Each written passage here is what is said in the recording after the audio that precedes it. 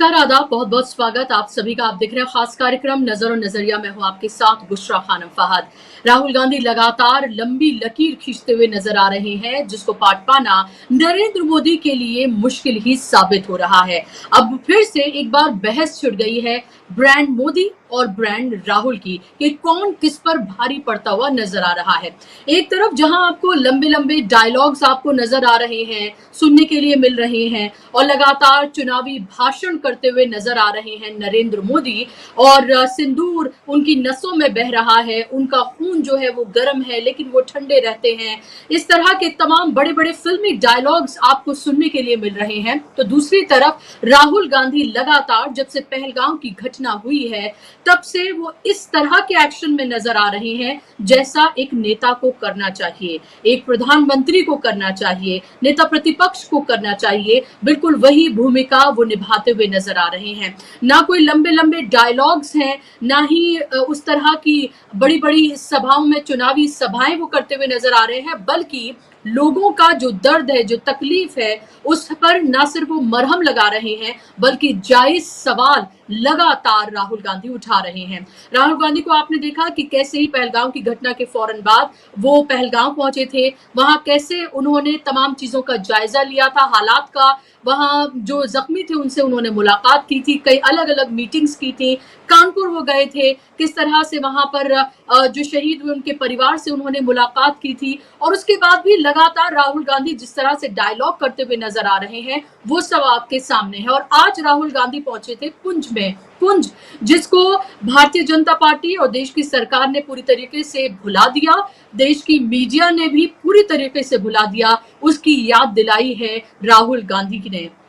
जहां एक तरफ 26 लोगों ने उस आतंकी हमले में अपनी जान गंवाई, तो 17 के करीब लोग जो हैं वो पुंछ में जब पाकिस्तान की गोलीबारी हो रही थी, जब शेलिंग हो रही थी, तो उसमें उन्होंने अपनी जान गंवा दी। लेकिन उनके जख्मों के बारे में, उनके इस दर्द तकलीफ के बारे में किसी ने नहीं सोचा। यहां तक कि जब लंबे लंबे डायलॉग नरेंद्र मोदी हाँक रहे थे तब भी उन्होंने पुंछ का जिक्र नहीं किया। आपको पता है कि पहलगाम के फौरन बाद उनकी प्रायोरिटी में बिहार था, वो बिहार गए, वो केरल गए, वो आंध्र प्रदेश गए, राजस्थान गए, वो नहीं गए तो कश्मीर, बिल्कुल उसी तरीके से जैसे अभी तक वो मणिपुर नहीं गए हैं। लेकिन राहुल गांधी एक बार नहीं, दो बार मणिपुर गए, मणिपुर के लोगों का दर्द उन्होंने जाना, उनकी तकलीफ को जाना और उसको नेशनल पटल पर रखा और लगातार डायलॉग किया। अब वैसा ही बिल्कुल राहुल गांधी पहलगाम की आतंकी घटना के बाद करते हुए नजर आ रहे हैं। पहलगाम पहुंचे और अब जम्मू पहुंचे, पुंछ पहुंचे, जहां लोगों से उन्होंने मुलाकात की, उन घरों का जायजा लिया जो पूरी तरीके से तहस नहस हो गए, जो गाड़ी कमाई से लोगों ने बनाए थे, जिसकी तस्वीर फिलहाल आप देख रहे हैं। राहुल गांधी वहां घरों पर पहुंचे हैं, लोगों से उन्होंने मुलाकात की, उनके दर्द तकलीफ को उन्होंने जाना है। मैं आपको सुनवाना चाहूंगी राहुल गांधी ने लोगों से मिलने के बाद क्या कुछ कहा है। सुनिए आप जरा राहुल गांधी को। बहुत बड़ी ट्रेजेडी है, भैया क्या कर रहे हैं यार? बहुत लोगों की डेथ हुई है, नुकसान हुआ है, डायरेक्ट सिविलियन एरिया लोगों से बातचीत की, उनकी जो समस्या है उनको समझने की कोशिश की। उन्होंने मुझे कहा है कि 2-3 चीजें नेशनल लेवल पे रेज करनी है, वो मैं रेज। उन्होंने मुझसे कहा है 2-3 चीजें नेशनल लेवल पर रेस करनी है, वो मैं करूंगा। आप सोचिए, क्यों नहीं पुंछ के लोगों का या एलओसी के पर जो लोग रहते हैं उनका मसला नेशनल मुद्दा क्यों नहीं बन रहा है? क्या उनकी तकलीफ किसी और से कम है? क्या उन्होंने अपनी जान माल का नुकसान नहीं झेला है? आखिर राहुल गांधी को वहां जाकर उनकी तकलीफ को नेशनली एक हेडलाइन बनाने की जरूरत क्यों पड़ी? क्यों नरेंद्र मोदी और उनकी सरकार ने उनके दुख तकलीफ को जाकर सुना नहीं? क्यों नरेंद्र मोदी राजस्थान की जगह पुंछ क्यों नहीं गए? पहलगाम क्यों नहीं गए? क्यों बिहार की जगह वो पहलगाम और पुंछ क्यों नहीं गए? ये सवाल लगातार उठ रहे हैं, क्योंकि डायलॉग, फिल्मी डायलॉग कहने में तो उनका कोई सानी नहीं है, लेकिन जहां असल मुद्दों की बात आती है, जहां असल में जाकर लोगों की दुख तकलीफ को हल करने की बात आती है, वहां पर सिर्फ राहुल गांधी ही नजर आते हैं। मैं आपको एक छोटा सा वीडियो है वो मैं आपको दिखाना चाहूंगी, वहां आप देखिएगा, क्योंकि राहुल गांधी मंदिर भी गए हैं, राहुल गांधी गुरुद्वारे भी गए हैं,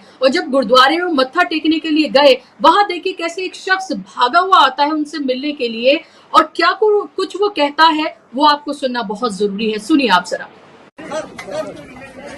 सर वहाँ कर रही है सर, एक मिनट।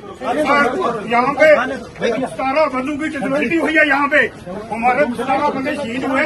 हमारे प्राइम मिनिस्टर नरेंद्र भाई मोदी जी, नरेंद्र भाई मोदी जी 22 मिनट उन्होंने स्पीच की। पुंछ का नाम उन्होंने बिल्कुल नहीं लिया। हमें पूरा यकीन है राहुल जी के जो हमारे शहीद हुए हैं उनके लिए आवाज बुलंद करेंगे। 50 लाख की आवाज बुलंद करेंगे। ये इसीलिए तो आपने सुना, आपने कहा कि उस शख्स को आप सुनिए कि वो राहुल गांधी से उम्मीद लगा रहा है और वो कह रहे हैं कि नरेंद्र मोदी ने पुंछ का नाम तक भी नहीं लिया है, उन्हें राहुल गांधी से उम्मीद है। क्यों है उम्मीद उन्हें राहुल गांधी से?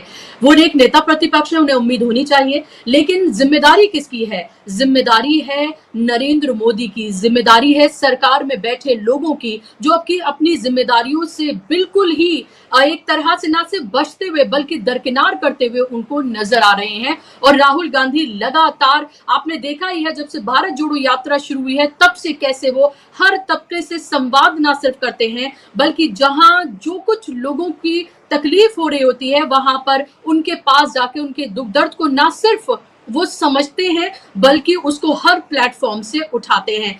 इसीलिए कांग्रेस ने आज एक ट्वीट किया है, मैं चाहूंगी वो ट्वीट दिखाएं, जिसमें उन्होंने लिखा है फर्क साफ है। एक तरफ वो राहुल गांधी को दिखा रहे हैं जहां राहुल गांधी स्कूली बच्चों से मिले हैं। आपको याद होगा 2 जुड़वा बच्चे थे जिन्होंने मासूमों ने अपनी जान को गंवाया था। उस स्कूल में वो गए, वह मासूम बच्चों से उन्होंने बात की और ये कहा कि मैं आपकी दुख दर्द तकलीफ को मैं आपको समझता हूं, आप बहुत हिम्मत वाले बच्चे हैं। ये भी उन्होंने कहा कि आई लव यू, मतलब एक तरह से बच्चों से बात की जाती है, उनके बिल्कुल बीच में जाकर बिल्कुल उस तरह से राहुल गांधी बात करते हुए नजर आए, उनके साथ बिल्कुल खड़े होके और उनको भी मौका दिया बोलने का। दूसरी तरफ आप ये देखिए कि वो दिखा रहे, फर्क साफ है कि नरेंद्र मोदी की प्रायोरिटीज क्या हैं। वो कैसे राजस्थान में पहुंचकर वो कहते हैं कि उनके खून में खून उनकी नसों में खून नहीं बल्कि सिंदूर बह रहा है। वही ये बता पाएंगे कि कैसे ये पॉसिबल हो सकता है कि सिंदूर जो है उनकी नसों में बहे। अब इसको लेकर भी बहुत सारे मीम्स जो है बनाए जा रहे हैं, बहुत सारे सवाल जो है पूछे जा रहे हैं, लेकिन उनको लगता है लंबी लंबी हाँका जाए, लंबे लंबे डायलॉग्स बोले जाए, कुछ भी कहा जाए, देश उनकी बात पर यकीन कर लेगा, तालियां बजेंगी, मोदी मोदी के नारे लगेंगे और फिर से उन्हें इसका राजनीतिक लाभ, चुनावी लाभ जो है वो मिल जाएगा। दूसरी तरफ आप ये देखिए क्या हो रहा है, दूसरी तरफ पूरी तरीके से जो विदेश नीति है सरकार की वो चरमराई हुई नजर आ रही है। राहुल गांधी ने एक नहीं 2 ट्वीट्स किए और उन्होंने पूछा जेजे, वो एस जयशंकर को जेजे के नाम से पुकार रहे हैं। और आज जब वो मौजूद थे यहाँ पुंछ में तो एक रिपोर्टर ने उनसे पूछने की कोशिश की कि जेजे कौन है आपके लिए, क्या है जेजे की फुल फॉर्म, क्योंकि ये भी एक मिस्ट्री सी बन गई है कि जेजे की फुल फॉर्म क्या है। तो उन्होंने कहा कि आप मेरा टाइम खराब ना करें और इस तरह से उन्होंने जो गुलाम मीडिया है, उनके जो पत्रकार वहां पर पहुंचते हैं एक एजेंडे के साथ, उनको एक तरह से उन्होंने सबक सिखाया राहुल गांधी ने। दूसरी तरफ डोनाल्ड ट्रंप लगता है हर सुबह उठते ही आंख मलते ही उनका एक काम होता है भारत विरोधी भाषण देना, जो कि नरेंद्र मोदी के बहुत घनिष्ठ मित्र थे। नरेंद्र मोदी ने उनके लिए क्या क्या नहीं किया और अब वही गाना मुझे याद आता है कि अच्छा सिला दिया तूने मेरे प्यार का, यार नहीं लूट लिया घर यार का, या फिर मैं कहूं कि वो कि दुश्मन न करे दोस्त ने वो काम किया है।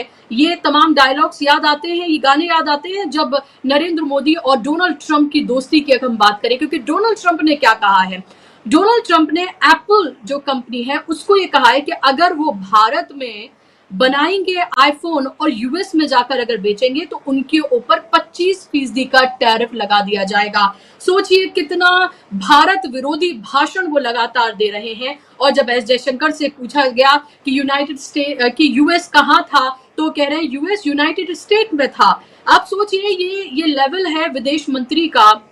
लगातार वो अलग अलग मंचों पर जाकर, अलग अलग मीडिया हाउसेज में जाकर वो किस तरह से सफाई देते हुए नजर आ रहे हैं। वो भी कई तरह के सवाल उठ रहे हैं कि हमारे ऊपर हमला हुआ है, हमें क्यों सफाई देने की जरूरत पड़ रही है एक देश के तौर पर। ये बड़ा सवाल है और सवाल यही राहुल गांधी ने भी उठाया है कि क्या पूरी तरीके से विदेश नीति जो है वो हमारी कोलैप्स हो गई है। ये पूछा, जो सवाल अब तक बने हुए हैं पहलगाम के हमले के बाद से लेकर अब तक कि वो आतंकी कहाँ गए, कौन इसके लिए जिम्मेदार है, जयशंकर ने क्यों पाकिस्तान को बताया, किसके कहने पर सीज फायर हुई, डोनाल्ड ट्रंप ने क्यों इंटरवीन किया, नहीं किया तो आप इसको लेकर क्यों सफाई नहीं देते हैं। ये तमाम सवाल जो है अभी जस के तस बने हुए हैं और इस सबके बीच राहुल गांधी की ये वाली पॉलिटिक्स, अगर वो पॉलिटिक्स भी कर रहे हैं तो ये पॉलिटिक्स बहुत अच्छी है, इसकी तारीफ करनी चाहिए। और अगर इसको जाहिर सी बात है इसमें भी तमाम खामियां जो है भारतीय जनता पार्टी जो है वो जल्द ही ढूंढ लेगी,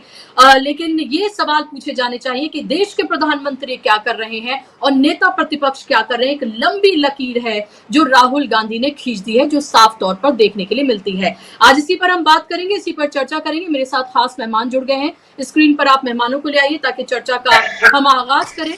मेरे साथ 3 खास मेहमानों को आप देख सकते हैं। अनुमा आचार्य जी हैं, रिटायर्ड विंग कमांडर हैं और कांग्रेस की स्पोक्स पर्सन है, तेज तर्रार स्पोक्स पर्सन मैं कहूंगी। अनुमा जी, बहुत बहुत स्वागत आपका कार्यक्रम में। मेरे साथ पॉलिटिकल एनालिस्ट जाना माना चेहरा सिद्धार्थ शर्मा जी जुड़ गए। सिद्धार्थ जी, आपका भी स्वागत कार्यक्रम में। मेरे साथ बहुत बेबाकी से अपनी बात को रखने वाले और इंटरनेशनल पॉलिटिक्स पर भी गहरी पकड़ रखने वाले मेरे साथ ओमकारेश्वर पांडे जी, सीनियर जर्नलिस्ट मेरे साथ जुड़ गए हैं। ओमकारेश्वर जी, आपका भी बहुत स्वागत कार्यक्रम में। मुझे पता है कि आप बाहर हैं। अनुमा जी, आपके पास मैं आ रही हूँ, आपकी इजाजत से मैं ओमकारेश्वर जी से शुरुआत करना चाहूंगी। ओमकारेश्वर जी, आपकी पहली प्रतिक्रिया, जो फर्क है वो साफ तौर पर दिख रहा है, जो लकीर राहुल गांधी ने लंबी खींच दी है वो साफ तौर पर दिख रही है, प्रायोरिटी साफ तौर पर दिख रही है, और जो विदेश नीति है जो चरमराई हुई नजर आ रही है वो भी साफ तौर पर नजर आ रहा है। आपकी पहली प्रतिक्रिया? देखिए, मैं शुरू से इस बात के खिलाफ था कि डेलीगेशन इस समय नहीं भेजा जाना चाहिए था। डेलीगेशन भेजने से पहले पार्लियामेंट में एक ऑल पार्टी जो सबके साथ बैठक तो होनी ही चाहिए थी, और साथ साथ पूरे पार्लियामेंट का विशेष सत्र बुला के इस पर थ्रेडबेयर चर्चा करनी चाहिए थी। इस पे सबकी बातें सुननी चाहिए थी, आलोचनाएं सुननी चाहिए थी, और उसके बाद एक रेजोल्यूशन पास किया जाना चाहिए था एक स्वर में कि पूरा देश क्या चाहता है, किन मुद्दों पे किस तरीके से इस चीज को रखना चाहता है। और उसके बाद फिर हम चाहे दुनिया में प्रतिनिधि भेजते, यूएन में भेजते, चाहे कहीं भी भेजते, वर्ल्ड प्लेटफॉर्म्स पे हमारे लोग जाते और उनको बताते। अभी क्या है कि अभी आधी अधूरी चीजें, हमने देश को पूरी बात नहीं बताई है कि क्या हुआ है, कैसे हुआ है, कितना हुआ है, क्यों हुआ है, और उसके बाद हम एक साथ हमने डेलीगेशन भेज दिया है। और ये डेलीगेशन भेजना भी इस बात को दर्शाता है कि अब तक की हमारी जो विदेश नीति रही है, या अब तक जो हमने विदेशों ये दिखाने की कोशिश की है कि पूरी दुनिया के लीडर हमारे साथ हैं। हमने G20 की मीटिंग यहाँ पर करी, इतना बड़ा कॉन्फ्रेंस समिट किया जिसमें करीब 4,000 करोड़ से ज्यादा रुपए खर्च हुए। हम और भी वर्ल्ड प्लेटफॉर्म्स पे जाते रहे, लेकिन वो कंट्री हमारे साथ खड़े क्यों नहीं हुए? उन लोगों ने सिर्फ एक सिंबॉलिकली आतंकवाद के खिलाफ बयान देकर वो रह गए, और हमारे साथ ये पहली दफा है। इससे पहले पुलवामा के समय में पूरी दुनिया हमारे साथ खड़ी थी। यूनाइटेड नेशंस का जो रिजोल्यूशन है उसमें भी साफ साफ संदेश था कि सभी देश जो है भारत के साथ सहयोग करें। इस बार जो यूएन का वो लेटर आया उसमें वो लिखता है कि भारत और पाकिस्तान दोनों का नाम लिए बगैर कंसर्न अथॉरिटीज के साथ, यानी दोनों देशों के साथ संपर्क करें।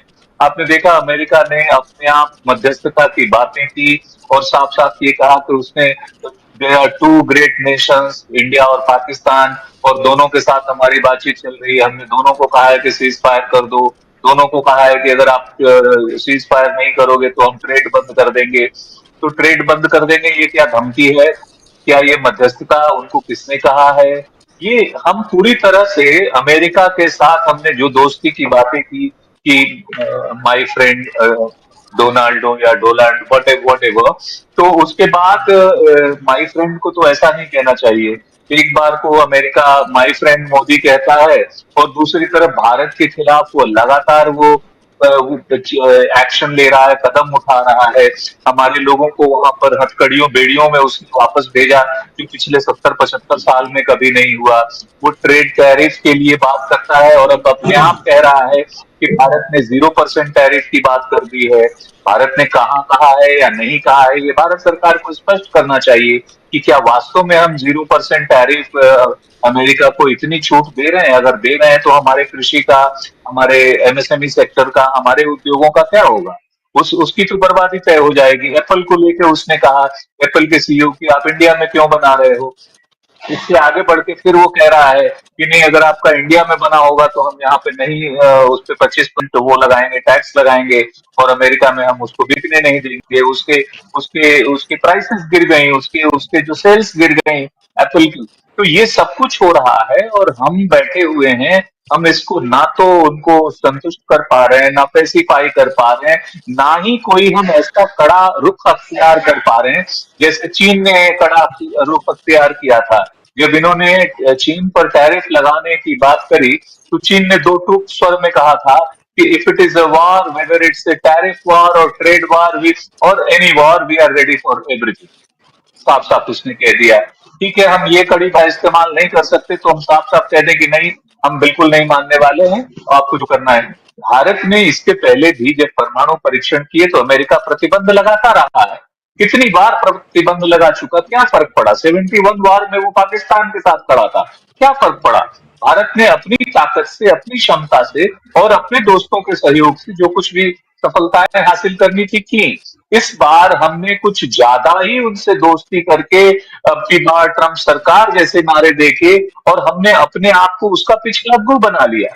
और वो है कि लगातार हमारे साथ एक दोयम दर्जे का व्यवहार कर रहा है। भारत के साथ ऐसा व्यवहार तो जो भारत विरोधी जो राष्ट्रपति रहे हैं अमेरिका के, उन्होंने भी ऐसा व्यवहार नहीं किया है जो व्यवहार प्रेसिडेंट ट्रंप कर रहे हैं। और सिर्फ भारत के साथ नहीं कर रहे हैं, दुनिया के तमाम देशों के साथ। आज यूरोप अलग हो चुका है। यूरोप जो हमेशा से माना जाता रहा है कि वो नाटो का अंग है और सबके सब एक है, अमेरिका, ब्रिटेन और सारा यूरोप, आज वो पूरा का पूरा यूरोप जो है अलग रास्ते पर चल पड़ा है। और वो वही रास्ता है जो नेहरू का रास्ता था, जो नॉन अलाइनमेंट मूवमेंट का रास्ता था, जिसपे भारत को चलना चाहिए था। भारत ने जो है अमेरिका के पिछलग्गू वो होना स्वीकार कर लिया। तो मुझे लगता है कि कोर्स करेक्शन की जरूरत है। दुनिया के देशों में अगर हम डेलीगेशन भेज भी देंगे तो हम समझाएंगे क्या। आतंकवाद पर जितना कुछ समझाना था पूरी दुनिया जान चुकी है। हम बार बार उसके बारे में बातें रख चुके हैं। लेकिन आतंकवाद से आगे हमारी कूटनीति हमारे प्रति लोगों को झुकने को मजबूर करे, हमारी दोस्ती स्वीकार करने को मजबूर करे। दुनिया के देशों को छोड़ दीजिए, हम अपने पड़ोसी मुल्कों के साथ अच्छे हमारे संबंध नहीं रह गए हैं। बांग्लादेश के साथ हमारे रिश्ते खामखा खराब हुए हैं। नेपाल के साथ, श्रीलंका के साथ, मालदीव के साथ, कौन सा कंट्री है जो हमारे साथ खड़ा है जिसके साथ हमारे मतभेद नहीं हुए हैं। तो ये कहीं ना कहीं हमारी विदेश नीति की कमजोरी है। उसमें किस तरह से हमने लोगों के साथ बड़ी दोस्तियां दिखाई, लपकियां झप्पियां दिखाई, लेकिन वक्त आया तो कोई हमारे साथ 3 कंट्री खड़े हुए, एक इजराइल, एक ताइवान और एक आश्चर्य करिए तालिबान। वह तालिबान भी इस भारत पाकिस्तान युद्ध के तुरंत बाद चाइना के कहने पे वो पाकिस्तान के साथ मिल गया। चीन, पाकिस्तान और तालिबान के नेताओं की हमने तस्वीर अभी देखी है, तो वो भी हमारे से अलग हो चुका है। जिस कंट्री को हमने रिकॉग्नाइज नहीं किया, हमने उसको महत्ता देने की कोशिश की और वो भी साथ नहीं खड़ा हुआ है। तो डेलीगेशन भेजना काफी नहीं है। हमारे पूरे के पूरे जो हमारी विदेश नीति है, हमारी कूटनीति है, उस पे कोर्स करेक्शन करने की जरूरत है। और सबसे पहले वापस अपने देश में अपने लोगों को विश्वास में लेने की जरूरत होती है। जो पहले भी कह रहे थे और जो बात हो रही थी कि आप जब चाहते हैं कि सारा विपक्ष आपके साथ हो, सारा मीडिया आपके साथ हो, सारा इंटेलिजेंसिया आपके साथ हो, तो आप भी उनके साथ खड़े होइए, आप भी उनके कंसर्न को समझिए। सरकार की आलोचना देश की आलोचना नहीं होती है। किसी भी पार्टी की पॉलिसीज की आलोचना राष्ट्र की आलोचना नहीं होती है। और वो आलोचना इसीलिए है कि सारा देश चाहता है कि आप ठीक से लीड करें। आज उसके नतीजे दिखाई दे रहे हैं और ये प्रमाणित कर रहे हैं कि आपका रास्ता ठीक नहीं था। तो अभी भी वक्त है, उसको सही रास्ते पर आना चाहिए। जी बुशरा। जी, बिल्कुल।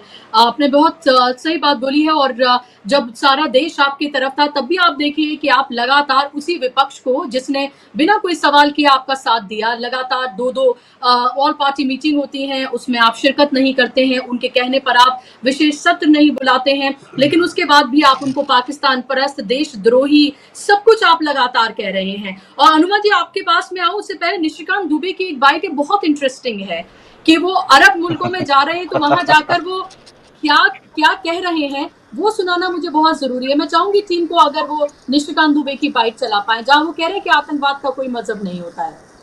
सुनिए आप जरा निशिकांत दुबे को। तरह से, क्योंकि आतंकवाद का कोई धर्म नहीं होता। पहलगांव की घटना जो है एक अलग घटना है कि पहलगांव में धर्म के आधार पर जो है पहली बार मारा गया, लेकिन जनरली ये माना गया है कि आतंकवाद जो है वो बाउंड्री के बाहर है और धर्म से ऊपर है। तो हम इन बातों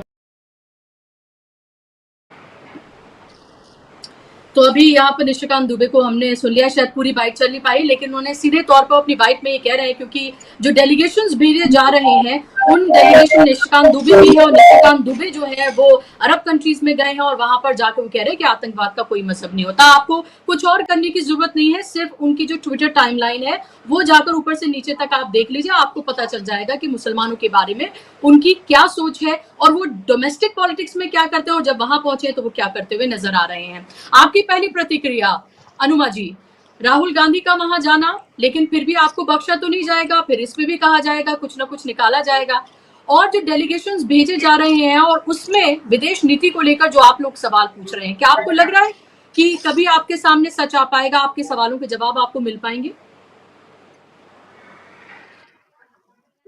गए हैं उसमें हम देख सकते हैं कि उन्होंने एक शैडो प्राइम मिनिस्टर जो कहा जाता है उस रोल को पूरी तरह से निभाया है। और राहुल जी ने लोगों के बीच भी गए, वो आपने देखा होगा जिन घरों के ऊपर जो ध्वस्त किए गए हैं घर पाकिस्तान की बमबारी में, वहां भी गए, बच्चों से मिले, गुरुद्वारे में गए, मंदिर में गए, सबसे मिले। ये काम तो हम देश के प्राइम मिनिस्टर से करने की उम्मीद करते हैं, लेकिन प्राइम मिनिस्टर साहब हैं कि पहले बिहार में जाके इंग्लिश बोलाते हैं और उसके बाद उनके नसों में गर्म सिंदूर बहने लगता है। काश उनके अंदर लहू बहता होता तो उनको समझ में आती है संवेदनाएं। और आपका ये सवाल कि कल से हम देख रहे हैं, बल्कि 2-3 दिन पहले से हीरोइन जोशी लगे हुए हैं कि हर चैनल पे किसी भी तरह से ये साबित कर पाए कि जो हमारा विपक्ष है उसको ही पाकिस्तान के हैंडल उसी की बातें उठाते हैं। लेकिन आपने देखा है 3 दिन पहले लगातार पाकिस्तान के चैनल्स पर हमारे विदेश मंत्री साहब, बड़ी उनकी धूम मची हुई थी। पाकिस्तान वाले हंस हंस के बता रहे थे कि ये जो विदेश मंत्री जी ने हमको पहले ही बता दिया था। तो पूरी फेल्ड विदेश नीति है हमारी। और विदेश नीति तो छोड़ ही दीजिए, उसके आगे जो रक्षा मंत्री हैं, पहला तो उन्होंने ही पाकिस्तान को इंडिकेशन दे दिया था ये कह के कि देश वही करेगा जो देश के लोगों की इच्छा है। तो उससे समझ में आ गया था। इतना तो आप बार बार कैसे काट की हांडी चढ़ा सकते हो। युद्ध में हर देश अपनी सॉवरेनिटी के ऊपर आते हुए खतरे को समझता है। पाकिस्तान आतंकवादियों को पनाह देने वाला देश है, लेकिन आप अगर युद्ध शुरू होने से पहले या कॉन्फ्लिक्ट या टकराव शुरू होने के पहले अगर उसे बताएंगे कि हम आपकी सेनाई ठिकानों पर नहीं जा रहे हैं लेकिन हम आपके आतंकवादियों के प्रशिक्षण केंद्रों को ध्वस्त करेंगे, तो क्या वो अपने लोगों को चेतावनी नहीं दे देगा? जब वो पोषण ही कर रहा है उनका, तो ये कैसे समझ लिया? और उससे हुआ ये कि एयर मार्शल भारती को एक पत्रकार के जवाब में ये कहना पड़ा कि कोलेटरल डैमेजेस होते हैं, लेकिन हमने अपना मिशन पूरा किया।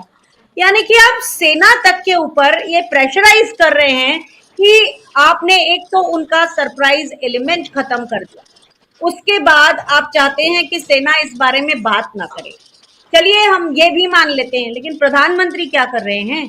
प्रधानमंत्री और उनका पूरा जो टोला है जो बीजेपी आईटी सेल का, वो क्या कर रहा है? अभी 2 लोगों के ऊपर एफआईआर हुई है, उनमें से एक तो फेक न्यूज पेडलर पत्रकार ही है और दूसरा अमित मालवीय है। इन लोगों को क्या प्रधानमंत्री मोदी ने जरूरत से ज्यादा खुली छूट नहीं दी? ये कुछ भी बोलते हैं। जब भी विपक्ष के लोग कुछ बोलेंगे तो उनको देशद्रोही, आज भी देखिए ना, आज भी आप जो भी डिबेट सुबह से शाम तक देखेंगे यही कह रहे हैं कि ये लोग पाकिस्तान की मदद कर रहे हैं। भाई पाकिस्तान की मदद हम कर रहे हैं कि पाकिस्तान की मदद विदेश मंत्री ने कर दी और रक्षा मंत्री ने कर दी, और पहले ही उन्होंने सरप्राइज एलिमेंट खत्म कर दिया? ये सोचने की बात है। आपको याद होगा जब 26/11 हुआ था, उस समय जब तत्कालीन चीफ मिनिस्टर मोदी जी से कहा गया था कि आप अभी वहां ना आए, तब तो हम वो चल ही रहा था रेस्क्यू ऑपरेशन और ये सब, लेकिन सुना था उन्होंने। देशद्रोह तो इसे कहते हैं कि आप आके वहां पर सरकार के खिलाफ पहले ही पत्रकार वार्ता करने लगे, लोगों के बीच में बोलने लगे, सरकार को अनाप शनाप कहने लगे, और उसे क्या कहा जाता है? आप क्या देशद्रोही थे? आप भी देश के ही लिए बात कर रहे थे ना, तो फिर विपक्ष की बात करता है तो इतनी प्रॉब्लम क्या है? और एक खास बात है ना बुशरा जी, मैं ये कईयों बार, दर्जनों बार, हजारों बार कह चुकी हूँ और कहती रहूंगी कि केवल बीजेपी की सरकारों में हमारी सेना के इंस्टॉलेशन पर हमले हुए हैं, हमारी सेनाओं की यूनिट्स पर हमले केवल बीजेपी के समय में हुए हैं, कभी भी यूपीए की सरकार में, कांग्रेस की सरकारों में नहीं हुए। लोग 26/11 कहते हैं, वो सेना का इंस्टॉलेशन नहीं था, एक होटल था। मैं कईयों बार बताती भी हूँ, लेकिन मैं आपको भी कह रही हूँ। और इतिहास में ये है कि जो भी इंटेलिजेंस फेलियर हुआ है, चाहे वो कारगिल का हुआ हो, चाहे पठानकोट, चाहे उरी, इन सब जगहों पे हुआ हो, वो हमेशा भारतीय जनता पार्टी के समय में भी हुआ है, में ही हुआ है। आप ये कह सकते हैं कि अटल बिहारी वाजपेयी जी एक बेहतर प्रधानमंत्री थे, एक बेहतर रहे होंगे, बातचीत में अच्छे थे वो, लेकिन उन्होंने भी वही किया जो मोदी सरकार कर रही है। मोदी सरकार पुलवामा का जिस तरह से फायदा उठा रही थी पहले, वही फायदा कारगिल में जब उन्होंने उठाने की कोशिश की थी अटल बिहारी वाजपेयी जी के लोगों ने, बीजेपी के लोगों ने, जनरल वेद मलिक ने उनको कह दिया था कि सेनाओं को राजनीति का मोहरा मत बनाएं। हमारे जनरल साहब में उस समय रियलिटी बिल्कुल इंटैक्ट थी। आज जब बीजेपी वाले बार बार सेनाओं का इस्तेमाल करते हैं, प्रधानमंत्री जी इतने फूहड़ तरीके से डांगरी पहन के घूम रहे हैं, क्या उनकी तो सेहत भी इस तरह का इजाजत नहीं देती कि वो हमारी डांगरी का अपमान करें, हमारे ओवरऑल का अपमान करें? और देश की सर्वोच्च कमांडर तो राष्ट्रपति हैं। अगर राष्ट्रपति एक बार दिख जाए तो भी मतलब चलो एक बार हम मान लेते हैं, लेकिन प्रधानमंत्री जी क्या तमाशा कर रहे हैं? बैनर लग रहे हैं, पोस्टर लग रहे हैं। तो इस बार क्या हुआ है, उनका वो गर्म सिंदूर वाला जो कहानी है वो भी एकदम फुस फटाखा साबित हुआ है।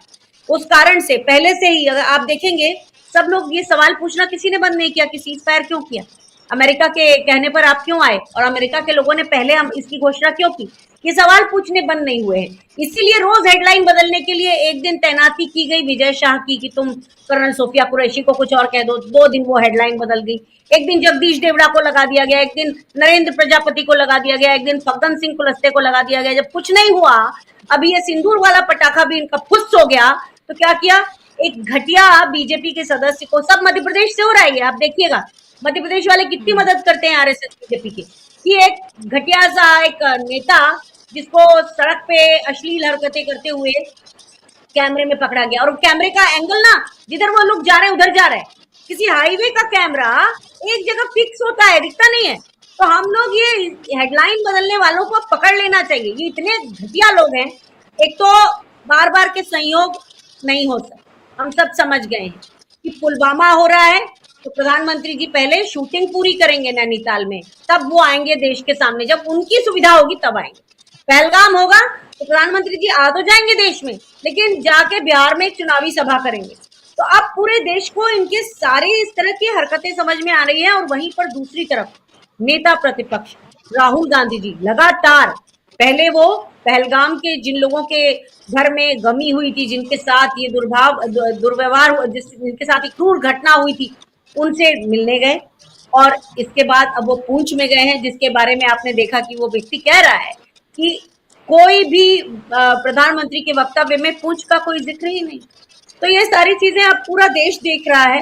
प्रधानमंत्री ने सोचा था कि बिहार चुनाव में इसका फायदा मिलेगा, लेकिन हर आदमी देख रहा है कि जिस तरह से राम मंदिर को जब इन्होंने जनवरी में उद्घाटन किया, तो उसका फायदा उनको मई में आने वाले चुनावों में नहीं मिला। तो इसी तरह से अब मुझे सिर्फ एक डर लग रहा है कि क्या बिहार चुनाव के पहले, कि लोगों की अब स्मृतियों में भी, एक तो स्मृति भी देर तक रहती नहीं, दूसरे लोगों को समझ भी आ गया कि क्या बिहार चुनाव के पहले इस देश को एक बार किसी और दुर्दांत घटना से पूरा दहलना पड़ेगा। इस बात का बहुत अफसोस है। मैं ये इसलिए कह रही हूँ कि जब तक राष्ट्रवाद का जलजला नहीं आता, तब तक भारतीय जनता पार्टी की सरकारें नहीं बनती, और इन संयोगों प्रयोगों से भारत का जनमानस अब पूरी तरह परिचित हो चुका है। जी बिल्कुल।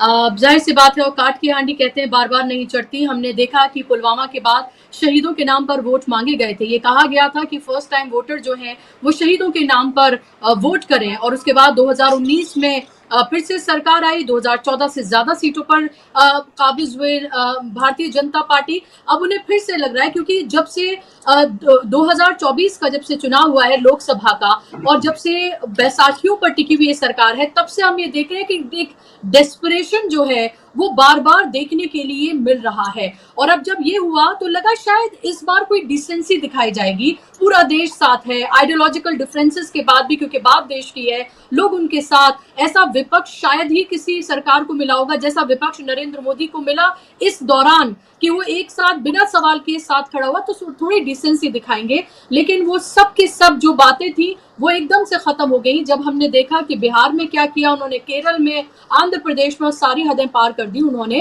राजस्थान जाकर। अब सवाल आपसे सिद्धार्थ जी, क्या ये जो बात है कि काट की हांडी बार बार नहीं चढ़ती, जो ये सोचा जा रहा है कि कभी आप उनको यूनिफॉर्म में दिखाएंगे, कभी वो कहेंगे मेरी नसों में गर्म खून की जगह सिंदूर जो है वो बह रहा है, मैं ठंडा रहता हूं लेकिन मेरा खून जो है वो खौला हुआ रहता है, और मैंने ये दिखा दिया, तो अब सब कुछ जो है वो मैं पे आकर टिक गया है। यानी कि इट्स जस्ट अबाउट हिम। इतना अपने आप को थोपना क्यों पड़ रहा है नरेंद्र मोदी को? क्या अंदर से भी उन्हें किसी तरह का चैलेंज अपनी पार्टी से ही देखने के लिए मिल रहा है? क्या 75 साल उनके पूरे हो रहे हैं? ये भी एक बड़ी वजह है कि उनको बताना पड़ा है कि see I am still that popular, मुझे आप हल्के में मत लीजिए। जी मेरे ख्याल से भाजपा के साथ दिक्कत यह है कि वो दो पाटन के बीच में साबुत बचान कोई करके एक कहावत है कि आप एक साथ दो नाव पे सवारी नहीं कर सकते। अगर आप करेंगे तो धीरे धीरे ये दोनों नाव दो दिशा में चली जाएगी और आप बीच में पानी में गिर जाएंगे। तो भाजपा को जिसने भी नजदीक से देखा है वो समीक्षक जानते हैं कि भाजपा में जो पा है ना, वो पार्टी कम है और पाखंड ज्यादा है। पाखंड का मतलब कहना कुछ करना कुछ, मतलब संवेदना के बदले अवसरवादिता दिखाना, इसका मतलब है संवेदनहीनता दिखाना। आजादी की लड़ाई में सबसे कम योगदान देते हुए भी राष्ट्रवाद का नारा दे देना, राष्ट्रवाद की बात करते हुए सबसे ज्यादा क्षेत्रीय दलों का साथ लेना, फिर उसी क्षेत्रीय दल को तोड़ देना, आरक्षण का विरोध करते हुए जातीय जनगणना करवा देना, दलित को राष्ट्रपति बनाना लेकिन संसद के उद्घाटन में उनको दूर रखना, मध्य पूर्व के इस्लामिक देशों से पेट्रोल लेना और उसी पेट्रोल को अपनी गाड़ी में भरवा के पड़ोसी अब्दुल को हड़काना। तो ये सब जो होता है ना, ये सब पाखंड होता है। धूर्त का चरित्र ही होता है कि वो अपने अधिकार को बढ़ाने के लिए सज्जनों को हमेशा कर्तव्य का उपदेश देते रहता है। वो खुद कभी कर्तव्य की बात नहीं करेगा, वो दूसरे को कर्तव्य का उपदेश देगा और खुद अपने अधिकार बढ़ाता रहेगा। ये धूर्तता का सबसे बड़ा लक्षण है। आप भारत बीजेपी के सबसे बड़े जो नेता है हमारे प्रधान जी को ही देखिए ना, वो बच्चों को समझा दे, बच्चों मन की बात में जाते हैं और बच्चों को बताते हैं कि परीक्षा में कैसे पास होना चाहिए। मुझे बताइए कि प्रधान जी अगर परीक्षा कैसे पास करवाएंगे तो टीचर क्या करेंगे, जो मास्टर जी हैं वो क्या करेंगे, वो पाकिस्तान के ऊपर मिसाइल चलाने जाएंगे क्या? तो ये धूर्तता का एक चरित्र होता है कि वो दूसरों को हमेशा उपदेश देता है ताकि दूसरे उस उपदेश में अपने धूर्तता का हमेशा एक क्या कहते हैं चरित्र होता है कि वो दूसरों को कर्तव्य का उपदेश देता है ताकि दूसरे लोग अपने कर्तव्य में व्यस्त रहें और मैं अपना धूर्त अगर मैं हूं तो मैं अपना अधिकार अपने आप में बढ़ाता चला जाऊं। और जैसे अब इसका सबसे ताजा और ज्वलंत उदाहरण निशिकांत दुबे जी हैं। निशिकांत दुबे जी जब भारत में रहते हैं तो जिस तरह की इस्लामोफोबिया की बात करते हैं, अचानक आज वो सऊदी अरब चले गए तो उनको धर्म आतंकवाद में धर्म नहीं दिखता है, और जब भारत में रहते हैं तो लोगों को कपड़ों से पहचानने की बात करते हैं। इसका मतलब ही है कि भाजपा अपने आप को, भाजपा में एक पाखंड है, ये सबको पता है। जिस चीज को हम लोग गलत फहमी में कहते हैं कि भाजपा की कोई आइडियोलॉजी है, भाजपा की कोई आइडियोलॉजी नहीं है, पाखंड ही उसकी आइडियोलॉजी है। जिस समय अवसर देखो, इस तरफ मुड़ना है, इस तरफ मुड़ जाओ, उस तरफ जाना है, उस तरफ चले जाओ। लेकिन दिक्कत यह होती है कि दो नाव पे एक साथ सवारी नहीं हो पाती। जैसे उदाहरण के लिए भाजपा और भाजपा के लोग, हमें पता है, इस्लामोफोबिया की बहुत बात करते हैं। अभी भी जैसे दुनिया भर में जा रहे हैं, पाकिस्तान के आतंकवाद की बात कर रहे हैं। सही है, पाकिस्तान की तरफ से आतंकवाद हुआ है और पाकिस्तान की तरफ से आतंकवाद सिर्फ पहलगाम में जो निर्दोष थे उनके ऊपर ही नहीं हुआ, पुंछ में जो गोलीबारी हुई वो भी तो लोग शहीद हुए। तो भारत तो पाकिस्तान के तरफ से, तो भारत के निरीह नागरिक निर्दोष नागरिक, तो पाकिस्तान की तरफ से दो तरफा मार हो रही है। एक तरफ तो पहले आतंकवादी आर के मार रहे हैं, उसके बाद उनकी सेना भी गोलीबारी कर रही है। तो देखिएगा, लेकिन भाजपा देखिए एक ही पक्ष के लोगों की बात करेगी। पूंछ में जो लोग मारे जा रहे हैं, जो नागरिक मारे जा रहे हैं, उनके बारे में वो बात नहीं करेगी, वो पहलगाम के बारे में बात करेगी। लेकिन पहलगाम के बारे में जैसे ही सवाल पूछिए कि राष्ट्रवादी सरकार जो राष्ट्रीय सुरक्षा के नाम पे सत्ता में आई, उसके राज में लोगों की हत्या कैसे हो गई, तो कहती है सुरक्षा चूक हो गई, तुरंत गलती भी मान लेती है। तो मतलब भाजपा का ये जो चरित्र है, ये पाखंड का, और जो ये सबसे बड़ा इस्लामोफोबिया इस देश में ये फैला रहे हैं, इनको छोटी सी बात है, दुनिया के सारे देश इस चीज को अपनाते हैं, ये कोई बहुत बड़ी कूटनीति नहीं है। दुनिया के देश उदार इंडोनेशिया के साथ दोस्ती का संबंध रखते हैं, दुनिया के देश कट्टर सऊदी अरब के साथ व्यापार का संबंध रखते हैं, और दुनिया के देश बर्बर तालिबान के साथ दंड का भी संबंध रखते हैं। तीनों ही देश जो मैंने कहा, इंडोनेशिया, सऊदी अरब और तालिबान, तीनों ही इस्लामिक देश हैं। लेकिन अगर आप इंडोनेशिया की तरह उदार हैं तो दुनिया के देश आपको दोस्त भी मान लेते हैं। आप सऊदी अरब की तरह अगर कट्टर हैं तो आपको दोस्त भले नहीं माने, लेकिन आपके साथ व्यापारिक संबंध रख लेते हैं। लेकिन आप अगर तालिबान की तरह बर्बर होंगे तो आपको दंड भी देते हैं। अब दुर्भाग्य यह है कि बीजेपी क्या इस चीज को नहीं जानती है? मेरे ख्याल से जानती है, लेकिन उसका एक कॉन्सिक्वेंसी है, उसके कुछ वोटर हैं, उसको लगता है कि उनको संभाल के रखने के लिए, क्योंकि उन्होंने इस तरह के भस्मासुर पिछले कुछ सालों में पैदा कर दिए हैं कि हमारे क्या कहते हैं, माइथोलॉजी में एक कहावत है, मतलब कहानी है भस्मासुर की, कि भस्मासुर को एक बार शिवजी ने पैदा कर दिया तो बेचारे शिवजी भी उसको नहीं संभाल पा रहे थे, वो भस्मासुर से शिवजी पर भी चढ़ने चला गया था। तो इन्होंने कुछ ऐसे भस्मासुर इस देश में पैदा कर दिए हैं, भ्रामक चीजों को इन्होंने प्रचार कर दिया कि अब इन्हीं की कॉन्सिक्वेंसी को खुश रखने के लिए इनको वो पाखंड करना पड़ता है। निशिकांत दुबे जी भारत में कुछ और बोलते हैं, पड़ोसी अब्दुल को परेशान करने की बात करते हैं, और सऊदी अरब में जाने के बाद कहते हैं कि आतंकवाद का धर्म नहीं होता। तो ये जो पाखंड है, ये धीरे धीरे बाहर आएगा, ये प्याज की परत की तरह धीरे धीरे बाहर आएगा। इस देश के लोग जानते हैं, घर की हर महिला जानती है, बच्चे जानते हैं कि आप जब बच्चे को नहलाते हैं तो नहलाने के बाद गंदा पानी फेंकते हैं, उसके साथ बच्चा नहीं फेंक देते हैं। इंग्लिश में कहावत है, you don't throw the baby with the bath water.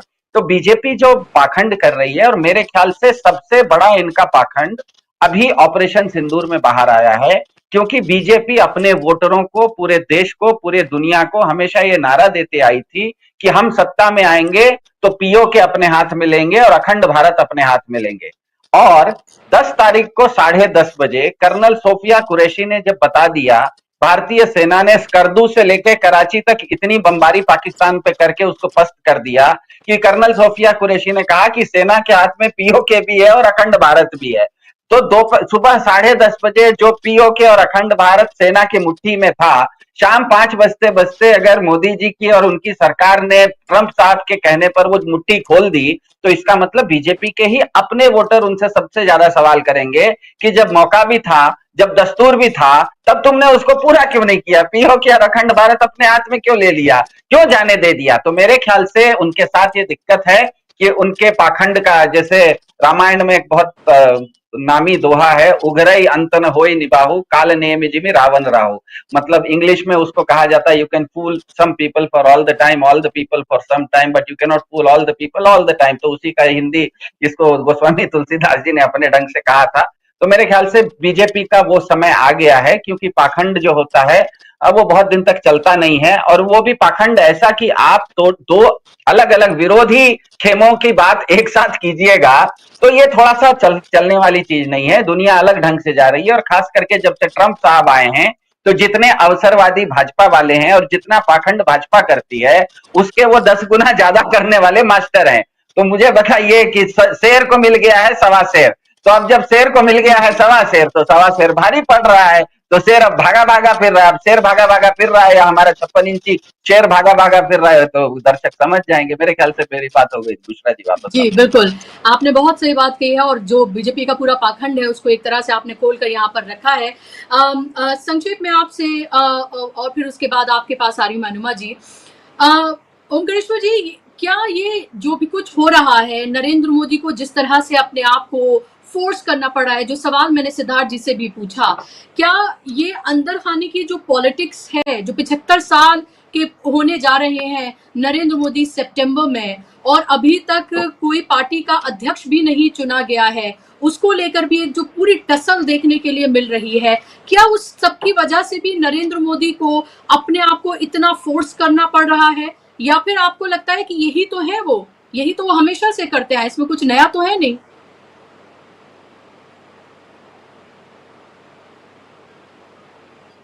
जी, आपकी आवाज नहीं आ रही है, आवाज खोले उनकेश्वर जी की। जी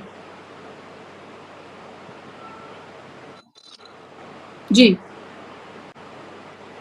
तो पहली दफा जब प्रधानमंत्री के रूप में आए नरेंद्र मोदी, तो देश को बहुत उम्मीदें उन्होंने दी, बड़े अच्छे दिनों के ख्वाब दिखाए, बड़ी बड़ी बातें की, 2 करोड़ नौकरियों से लेके 15 लाख से लेके, और ऐसा लगता था कि समूचे देश को मतलब सारे घर के बदल डालेंगे टाइप्स। लेकिन सारे घर के क्या बदलेंगे, इन्होंने सिर्फ अपने घर के थोड़ी बहुत चीजें बदली। और सबसे बड़ी समस्या इनके साथ ये रही कि इन्होंने अपने सिवा किसी की नहीं सुनी। कुछ खास किस्म के लोगों को उन्होंने अपने सलाहकार बनाए। अब आप देखिए, उनके राष्ट्रीय सुरक्षा सलाहकार कब से बने हुए हैं, कितने उम्र हो चुकी है। इसी तरह कैबिनेट में इनके कौन है और कौन इनके सामने खड़ा हो पाता है।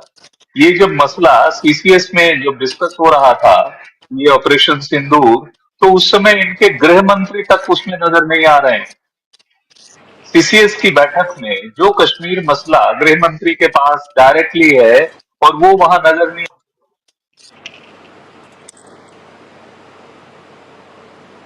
जी, लगता है सिग्नल्स की भी प्रॉब्लम हो गई है। और अनुमा जी, आपके साथ में आऊंगी क्योंकि वो बाहर हैं। अनुमा जी, जो सवाल लगातार कांग्रेस की तरफ से पूछे जा रहे हैं, जो राहुल गांधी लगातार सवाल पूछ रहे हैं, जी, राहुल जो कर रहे हैं वो एक नेता का वही धर्म, राहुल गांधी जो कर रहे हैं एक नेता का वही धर्म होता है।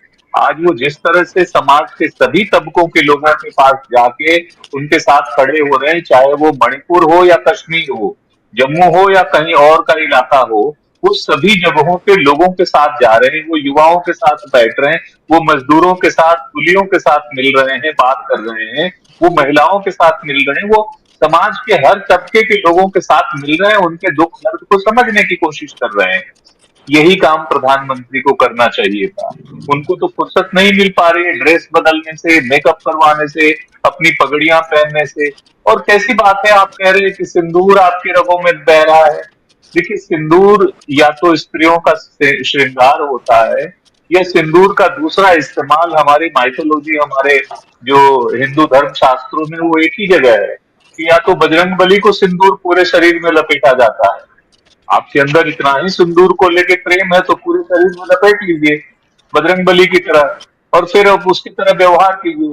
लेकिन आपके सीने में राम भी होने चाहिए, पर राम आपके सीने में है नहीं। राम तो आपकी राजनीति में थे, इसलिए उन्होंने अस्वीकार कर दिया आपको। अब आप सिंदूर लेके इस तरह की बातें कर रहे हैं, इससे मुझे नहीं लगता कि कोई इससे प्रभावित होने वाला है, और इससे कोई इसका लाभ, क्योंकि लोगों ने पुलवामा भी देख लिया, उसके पहले भी देख लिया, उसके बाद भी देख लिया। इस युद्ध में सबसे बड़ा सवाल था कि आप 20-30 सालों से आपकी पार्टी, आपके लोग ये कहते आ रहे हैं पीओके क्यों नहीं लिया, पीओके क्यों नहीं लिया, पीओके अंतिम है, पीओके लेके रहेंगे, बलूचिस्तान तो लेके रहेंगे, बलूचिस्तान अपने आप आ जाएगा। कितने सारे बयान हैं। तो अब आपके पास मौका था पीओके लेने का, तो जाके वो एप्पल तोड़ के ले आते, ये कश्मीर का है। तो जिस समय, और अब आप जब हमारी सेनाओं ने एक कारगर युद्ध प्रिसाइजन अटैक करना शुरू किया, जिससे वो वाकई नींव पर आ सकते थे, उस समय आपने सडनली सीज फायर कर दिया। ये क्या बात हुई? ये कौन सी बात है कि आपने, डीजीएमओ ने फोन किया और कहा कि सब आप मत अटैक कीजिए, तो आप मान गए? अजब हाल है। आप अटैक कर रहे हैं तो कह रहे हैं कि ये नॉन एस्केलेटरी है, जब वो एस्केलेशन कर रहा है तो आप कह रहे हैं हम शांति चाहते हैं। आप गए क्यों? आप फिर लड़े क्यों? किसने आपसे कहा था? इसके दूसरे रास्ते भी हो सकते हैं। तो मुझे लगता है कि चूंकि वो एडवाइजर्स की सलाह नहीं लेते, किसी के प्रति विश्वास नहीं करते, अपने आलोचकों को वो अपना दुश्मन मान लेते हैं, इसलिए आलोचनाओं में ही असल में असली सलाह छुपे होते हैं। और हर व्यक्ति को जो है ना उसके सर्किल से, उसकी संगति से पहचाना जाता है। जब आप कहेंगे कि मेरा छोटा भाई है धीरेन्द्र शास्त्री, जब आपकी पार्टी के ब्रांड एम्बेसडर कंगना रनौत होंगी और गिरिराज सिंह होंगे और निशिकांत दुबे होंगे, तो आपकी पार्टी का चेहरा तो अब यही बन गया है ना कि कंगना रनौत है आपका चेहरा, धीरेन्द्र शास्त्री आपका छोटा भाई, और ये आपके लोग, आपके फेसेस हैं। और फिर हमारा विदेश मंत्रालय क्या कर रहा है, किस तरह कर रहा है, जब विदेश मंत्री इस तरह की भाषा का इस्तेमाल करें कि we don't need preachers, we want partners. अरे आप पूरी दुनिया को धमका रहे हैं। कोई आपको सलाह देने की कोशिश कर रहा है तो आप उसको प्रीचर कह रहे हैं और फिर आप उसी को समझाने जा रहे हैं। ये कैसी रणनीति, कूटनीति है, ये कैसी राजनीति है? मुझे लगता है अभी जो 75वां साल उनका इस साल सितंबर में पूरा हो रहा है, उनको सोचना चाहिए कि एक ग्रेसियस एग्जिट हो, वानप्रस्थ की तरफ जा रहे हैं। अगर वो हिंदू धर्म शास्त्रों में यकीन करते हैं तो हमारे यहाँ वानप्रस्थ माना जाता है। तो जब वानप्रस्थ की ओर जा रहे हैं तो आपको ज्यादा गरिमामय होना चाहिए, आपको ज्यादा सहनशील, उदार और उदात्त होना चाहिए।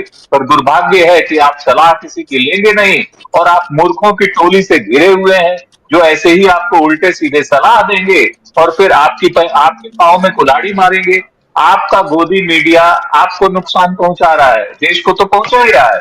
भारतीय जनता पार्टी और प्रधानमंत्री मोदी का नुकसान पहुंचा रहा है, लेकिन उनको समझ ही नहीं है कि ये मेरा नुकसान कैसे पहुंचा रहा है।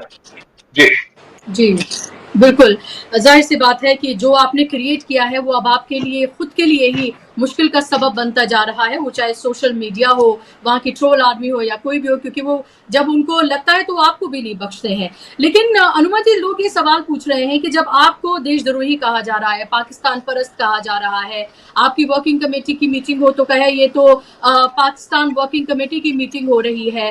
हर वक्त सिर्फ और सिर्फ एक काम है बीजेपी का, अलग अलग तरीके से, कि वो आपको ये बताएं कि आप पाकिस्तान के साथ खड़े हुए हैं और देखिए आपको पाकिस्तान में कैसे कोट किया जा रहा है। लेकिन फिर भी जब सर्वदलीय वो प्रतिनिधि मंडल भेजते हैं तो आपकी जरूरत पड़ती है। 59 लोग हैं, 11 उसमें मुसलमान हैं, आपसे बिना इजाजत लिए आपके चेहरों को शामिल कर लिया जाता है। तो क्या आपको उनके सामने शर्तें नहीं रखनी चाहिए थी कि अगर आपको हमारी जरूरत है तो पहले ये करके दिखाइए, फिर आगे बात करेंगे?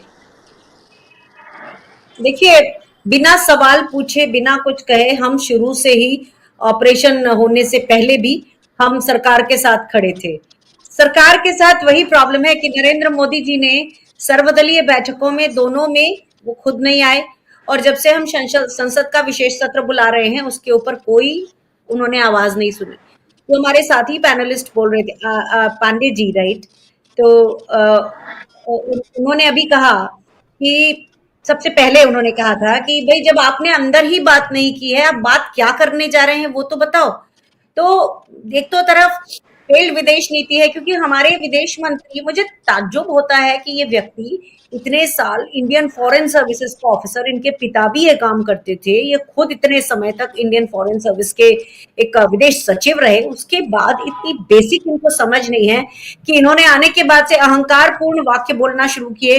हर देश, हमारे हर पड़ोसी देश को हमसे प्रॉब्लम है, किसी भी पड़ोसी देश के साथ हमारे बहुत अच्छे संबंध नहीं है सिवाय इजराइल के, क्योंकि उनसे पेगासस लिया है और हमारी अब क्या करें, मजबूरी भी है कि कहीं इजराइल ही हमारे भेद ना खोल दे, इसलिए हमको उनके साथ और भी अच्छे संबंध बना के रखना होते। खैर, ये एक बात है।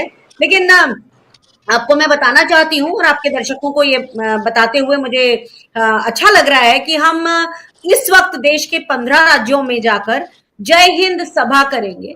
वहां हम सरकार से 11 सवाल पूछना चाहते हैं, और क्योंकि सरकार हमें ये जो बदनाम करने की कोशिश कर रही है तो लोगों को वैसे ही समझ में आ रहा है। जो सिद्धार्थ जी ने कहा, उगरे ही अंत न होई निभाहू, मैं बिल्कुल सहमत हूं उनसे कि ये समय है जब लोग समझने लगे हैं। गली कूचे में मैंने देखा सब्जी वाले, चाट ठेले पर लोग बात कह रहे हैं सीज फायर हुआ कैसे, और ये अमेरिका हमारी बात क्यों कर रहा है, उसकी तरफ से हम क्या ऐसा हमें मजबूरी है। तो हम ये सवाल पूछेंगे और लोगों के बीच में ये सवाल लेकर जाएंगे कि पहली चीज कि ऐसा इंटेलिजेंस फेलियर कैसे हुआ कि एक व्यक्ति नहीं था और पूरा फुल टूरिस्ट सीजन ब्लूम पर था, ऐसा कैसे हुआ, ये हमला हुआ कैसे। दूसरी चीज कि आज तक वो पकड़े क्यों नहीं गए, और अगर पकड़े जाते हैं तो सेना को आदेश दीजिए ना उन्हें जिंदा पकड़े, क्योंकि आप मार के आप किसी को पकड़ लेंगे तो उसके आप कह देंगे कि यही वो आतंकवादी थे, तो एक मरा हुआ आदमी हमको कैसे बताएगा कि साजिश क्या थी। पहले की सरकारें हमेशा आतंकवादियों को जिंदा पकड़ती थी, मौलाना मसूद अजहर ले लीजिए, अजमल कसाब ले लीजिए, तो जिंदा आदमी साजिशें बता सकता है। और इसी के कारण हमने पाकिस्तान को अलग थलग किया था, क्योंकि अजमल कसाब हमारे सामने एक प्रमाण के रूप में था। तो हम ये सवाल भी पूछेंगे कि क्यों प्रधानमंत्री बार बार सर्वदलीय बैठक का बहिष्कार कर रहे हैं, बार बार वो क्यों नहीं संसद में एक विशेष सत्र बुलाते। इन सब बातों पे बात करेंगे। हम ये भी पूछेंगे कि जो हम हमेशा बाइलैटरल संबंध रखते थे उसमें हम कैसे फेल हुए। हम ये भी पूछेंगे कि कैसे रक्षा मंत्री जयशंकर ने हमारी सेना का सरप्राइज एलिमेंट के साथ कॉम्प्रोमाइज कर दिया। ये सारे सवाल लेकर हम 10-11 सवाल लेकर लोगों के बीच जाएंगे और उनके बीच ये बात करेंगे, क्योंकि मुख्य धारा का मीडिया जो दिल्ली में बैठा है वो इन खबरों को ना दिखाता है ना छापता है। तो लोकल लेवल पे लोग इस बारे पे जरूर, हमारी जो ये कोशिश है इसको जरूर छापेंगे और लोगों तक ये बात पहुंचेगी। एक तो बात ये है, और हम ऐसा नहीं है कि हम अपनी तरफ से जो कोशिशें हैं उनको जमीन पर नहीं ले जा रहे, बिल्कुल जमीन पर ले जा रहे हैं। उसके बाद राज्यों से, ये जिला स्तर पर, हर राज्य के जिला स्तर पर भी हम जय हिंद सभाएं करेंगे, यहाँ हम पूर्व सैनिकों का सम्मान भी करेंगे। और लोगों को अभी तक जिस तरह से सरकार ने पुलवामा से लेके और अब तक सेनाओं के साथ जो उनके कंधे पर रखकर बंदूक तो चलाई है, लेकिन कैसे उन्होंने जो हमारे पूर्व सैनिक हैं उनके जो, जिन लोगों को आप डिसेबल्ड सैनिक कहते हैं, जिनकी स्पेशल पेंशन होती है, उनके केसेस 250 केसेस ये सरकार सुप्रीम कोर्ट में लेके गई है, जबकि वो हाई कोर्ट में जीत चुके थे। तो ये सरकार ने हमेशा सैनिकों और पूर्व सैनिकों के साथ धोखा किया है। OROP आज तक नहीं दिया है। OROP नाम की जो चीज है इसके बारे में सरकार रोटी खाती है अपनी ये बोल बोल के, ये आज तक OROP सभी सैनिकों को नहीं मिला है और इनका इरादा नहीं है। तो इन सब चीजों को हम जय हिंद सभाओं के माध्यम से लोगों के बीच लेकर जा रहे हैं। हमें पूरी उम्मीद है कि जैसा कि वो कहा गया है, अभी सिद्धार्थ जी ने भी कहा कि ये एक समय आ गया है कि जब अब जितना भी ओढ़ा हुआ कवच, ये खोल है, ये सब सामने निकल के आ रहा है। और इसीलिए बीजेपी रोज हेडलाइन बदल रही है। और दोबारा मैं अपना ये डर आपको बताना चाहती हूँ, क्योंकि प्रधानमंत्री जी के हर तरह का ये फेल हुआ है इस बार। इस कारण से मुझे बहुत डर लग रहा है कि कोई ऐसी घटना ना हो जाए बिहार चुनाव के पहले, जिसके कारण पूरा देश एक बार और दहल जाए। ये मैं दोबारा रिपीट कर रही हूँ, बस इतना ही मैं कहना चाहूंगी। जी बिल्कुल। और क्योंकि ये लगातार ये कहा जा रहा है कि ये थमा है, ऑपरेशन सिंदूर खत्म नहीं हुआ है, तो एक तरह से क्या आप एक वॉर जैसे मोड में पूरे देश को हर वक्त रखना चाहते हैं कि ऑपरेशन सिंदूर अभी खत्म नहीं हुआ है, ये लगातार जारी है, और ये किस बिना पर कहा जा रहा है, और अगर जारी है तो फिर सीज़फायर क्यों किया गया था, और वो भी पाकिस्तान के कहने पर किया गया था, उन्होंने आग्रह किया और आपने सीज़फायर कर दिया, तो फिर ये शुरुआत क्यों हुई थी। ये बहुत सारे सवाल हैं जो लगातार जनता के मन में है, हम जैसे पत्रकारों के मन में है, लेकिन जाहिर सी बात है वो कोई प्रेस कॉन्फ्रेंस करते नहीं है, तो सवाल किससे और कैसे पूछा जाए, और सवाल जब जिन लोगों से पूछे जाते हैं वो कैसे जवाब देते हैं वो भी हमारे सामने ही है। लास्ट आपसे कमेंट संक्षेप में सिद्धार्थ जी, क्या कभी इन सवालों के जवाब मिल पाएंगे? लगातार ये आप सवाल पूछे, हम सवाल पूछे, विपक्ष सवाल पूछे, लेकिन क्या कभी इनके जवाब मिल पाएंगे? क्या जवाबदेह हम बना पाएंगे? जी, समीक्षक के नाते ना मुझे लगता है कि भाजपा भले पिछले 10 साल में नीतिगत रूप से कुछ गलतियां कर रही थी, लेकिन वो गलती को अपने में वो गलती नहीं मान रही थी। वो गलती कर रही थी हमारे आपके नजर से, समीक्षक की नजर से, लेकिन खुद में वो कॉन्फिडेंट थी कि वो सही कर रही है। लेकिन पहलगाम होने के बाद पिछले 1 महीने में मुझे 6 ऐसे चीज दिख रहे हैं, 6 ऐसे घटनाएं हैं जो कि बताती है कि भाजपा की सरकार के नाते वो बैकफुट पर है, पार्टी के नाते वो बैकफुट पर नहीं है। पार्टी के नाते वो, हम जैसे मैंने कहा कि भाजपा एक पाखंड करती है, दिखाती कुछ है, करती कुछ है, तो पार्टी के नाते तो वो क्या कहते हैं, आक्रामक रहेगी ही कि वो राहुल गांधी के ऊपर भी अटैक करेगी, वो विपक्ष पे भी अटैक करेगी। लेकिन सरकार के नाते मेरे ख्याल से उनकी 6 चीजें ऐसी हैं जो कि उनको बैकफुट पर लाई हैं, और उनको शायद अब अंदाज हो गया है सरकार के नाते कि उनकी कुछ सीमाएं हैं। पहली उनकी सीमा उनको तब पता चली जो पहलगाम होने के बाद तुरंत उन्होंने सुरक्षा चूक मान ली। भाजपा कभी अपनी गलती मानती नहीं है, लेकिन पहली बार मान ली। इसका मतलब वो कहीं ना कहीं उसको समझ में आया कि कहीं ना कहीं कोई ना कोई सीमा उसकी है। उसको एहसास हो गया कि उसकी कुछ कमियां हैं। दूसरा, कैबिनेट कमेटी ऑन सिक्योरिटी खत्म होते ही, बाहर निकलते ही उन्होंने कहा कि पूरा का पूरा पाकिस्तान को इस पर क्या जवाब देना है, पहलगाम का जवाब क्या होगा, ये उन्होंने सेना को सुपुर्द कर दिया। जो आदमी रोज 8 बजे रात में आके लॉकडाउन से लेके नोटबंदी तक खुद टीवी पर घोषणा करे, वो किसी दूसरे को ऑपरेशन सुपुर्द कर दे, ये बहुत आश्चर्यजनक है। इसका मतलब है भाजपा को दूसरी बार एहसास हो गया कि मामला इतना जटिल है कि खुद हैंडल नहीं होगा, एक्सपर्ट्स को बुलाना पड़ेगा। तीसरा और बहुत आश्चर्यजनक ढंग से हमको पता है भाजपा आरक्षण विरोधी है, उसने जातीय जनगणना के लिए जो मान लिया, इसका मतलब ही है कि सरकार के नाते उसको पता लगा कि उसकी कुछ सीमाएं हैं।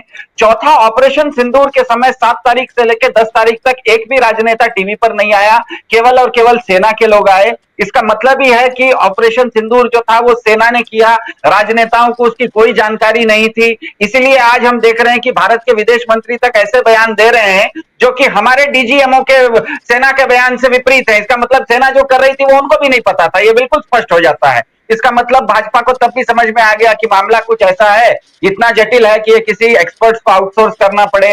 और सबसे बड़ी बात, विपक्ष को जैसे ही भाजपा ने बुलाया, 59 लोगों का जो विदेश में प्रतिनिधिमंडल जाएगा भारत की बात रखने, इसका मतलब भाजपा खुद कह रही है कि उनके प्रधान जी जो पिछले 10 साल में 210 बार 73 देशों में घूम के आए, वो डंका नहीं बजा पाए, वो डंका नहीं बज पाया, इसीलिए तो विपक्ष की जरूरत पड़ रही है। मतलब अपनी विफलता को वो खुद मान रहे हैं। और सबसे बड़ा और आश्चर्यजनक बात, समीक्षक के नाते मैं कह रहा हूं, ऑपरेशन सिंदूर खत्म होने के बाद भारत के प्रधानमंत्री 2 बार सार्वजनिक भाषण दिए हैं। एक बार शायद आदमपुर या उधमपुर एयरबेस पर जाके दिया, और परसों उन्होंने राजस्थान में रैली दी।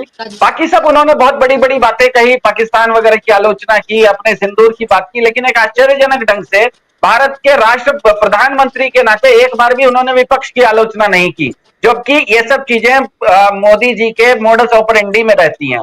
तो मुझे लगता है कि कहीं ना कहीं सरकार के नाते भाजपा को अपनी कुछ कमियों का, अपनी सीमाओं का एहसास है, लेकिन क्योंकि वो पार्टी के नाते दुनिया में एक अलग तरह का मैसेज उसने देके रखा है कि हम तो विश्व गुरु हैं, इसीलिए पार्टी के नाते आपको देखने में आता है कि एक तरफ तो कांग्रेस के लोग उनके प्रतिनिधि मंडल में उनका बचाव करने के लिए विदेश भी जा रहे हैं, और उसी कांग्रेस को बीजेपी पार्टी के नाते रोज सुबह गरिया भी रही है। तो ये दोनों चीज तो एक साथ नहीं हो सकती ना, दोनों चीज एक साथ हो रही है। इसका मतलब ही है कि सरकार के नाते सरकार की नीति कुछ और है और भाजपा पार्टी की राजनीति कुछ और है। नीति और राजनीति में अंतर आ गया, ऐसा मुझे दिख रहा है।